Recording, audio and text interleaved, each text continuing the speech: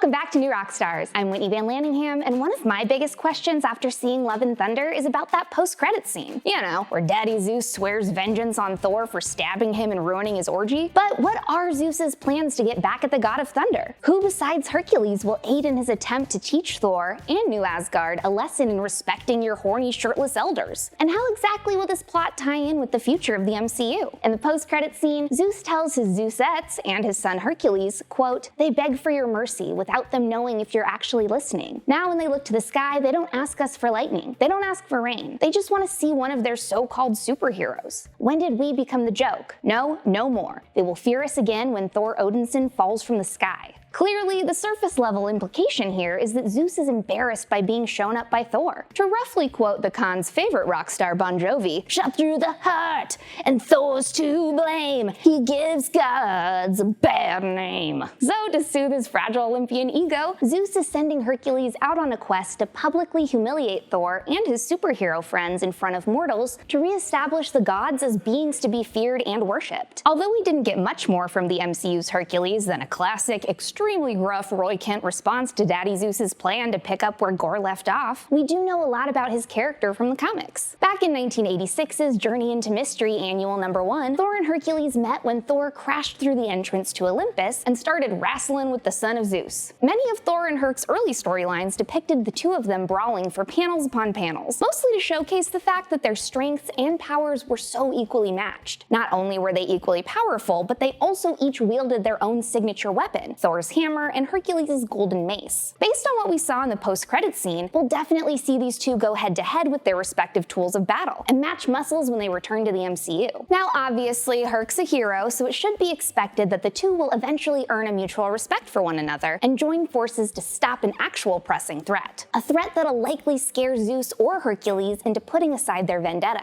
Just like Thor fighting Tony in the first Avengers, this drama between Thor and Herc is only a prelude to a bromance, and possibly a new super team. Personally, I don't see Zeus simply sending Hercules after Thor on his lonesome. After duking it out with the God of Thunder, Zeus is going to need more than just a half-mortal son. After all, if Gore the God Butcher couldn't take Thor down with his Necro Sword, Zeus is gonna need bigger guns than the ones attached to Hercules in order to eliminate Thor. Some sort of Zeusicide squad, if you will. Interestingly, in the comics, there's actually a divine team-up known as the God Squad. Thor himself is part of this roster, along with Hercules, who leads the team. This group was originally formed to fight the Skrull gods puppeteering the events of Secret Invasion. As we know, the MCU's version of Secret Invasion, featuring Sam Jackson's Nick Fury, will be coming soonish to Disney Plus as a 6-part series. This is where I believe the connective tissue between Zeus's orders in Love and Thunder's post-credits scene and the grander MCU roadmap connects. Now, I'm not saying that Secret Invasion will focus on or even have cameos of Thor and Herc, as it looks to primarily be a spy thriller about an infiltration from an evil sect of Skrulls on Earth. But I do think that the event will have some cosmic implications that will start to tie everything together. Those implications have to do with the big G word. No, not gods. Galactus, someone who even Zeus would fear. We've long suspected that Galactus might be the MCU's next Thanos-level threat, and this villain absolutely ties into the comics Secret Invasion. Galactus destroyed the Skrulls' homeworld, Tarnax 4, which, combined with their grudge against Earth superheroes, propelled them to finally infiltrate our planet. This invasion was orchestrated by the Skrull gods, the deities that Herc's God Squad was formed to defeat. Although the MCU offers a different backstory for the Skrulls, their homeworld Skrullos was destroyed by the genocidal Kree, and the survivors are just trying to find their own little slice of New Asgard. It would make sense to use 2023's The Marvels or Secret Invasion to introduce the concept of Galactus. Clearly, the MCU's Galactus might not be responsible for taking the Skrulls home, but his cosmic energy sucking might be affecting their ability to find a new one. I do think that if they use either of these properties to introduce Galactus, it'll be a cameo, a quick line, or a post-credits scene, similar to the way that they teased Thanos in small doses pre-Infinity War. In my opinion, this would be a great way for Thor and Hercules to end up becoming buddies. Although Herc could initially be in the game to do his daddy's bidding, perhaps the upcoming events of the Marvels or Secret Invasion will bring these two together in friendship, just like how they're on-again, off-again friends throughout the comics. So, if Zeus does form a team of divine beings led by Hercules to beat up Thor, and the events of Secret Invasion are about to influence influence the MCU, possibly leaning towards a Galactus event, who could be joining this god squad? Ra, the Egyptian sun god, is first on my list of candidates because he was also first on Thor's short list of gods to team up with when he landed in Omnipotent City. Ra was also suspiciously MIA during Moon Knight, and he could be a bridge to bring Khonshu and Moon Knight into the films. In IRL Egyptian mythology, Amun-Ra is the god of sun and light, and one of the most important deities. Thor's other calls are also on the table. Tumatuanga, the Maori god of war, and Quetzalcoatl, the Aztec god of wind, sun, air, and learning. In a perfect world, I'd also love to see a member or two from the comics god squad added to the MCU, like Snowbird and Amatsu Mikabashi.